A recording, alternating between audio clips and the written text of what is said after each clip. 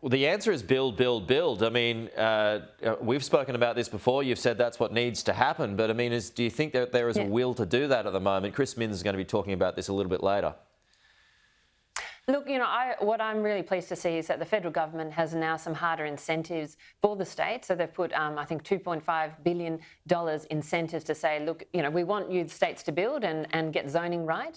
But, you'll only get the money if you actually do the building. And I think that's absolutely critical because we've heard platitudes of, yes, we'll get there in terms of supply. But until we absolutely see that delivery, it's not going to make a real difference to people's lives. So I want to see that, but we also need stronger protections for renters because renters, are an increasing part of our population. 50% of single families are renters, and so those are people who are really looking for stability in their rental. But we don't have a culture of really protecting our renters in this country.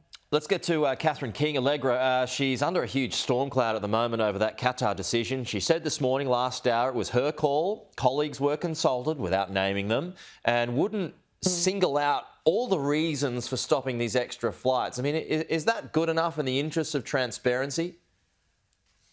Look, I think a lot of people are really concerned about this, and not least, airfares. Some of the airfares are up 50%. And if you're trying to reunite with, friends and family overseas after, COVID, it's absolutely a crippling, cost of living issue for many people. And so I think the confusion has been, well, what are the reasons? We've heard, 4 or 5 different reasons for 4 or 5 different ministers.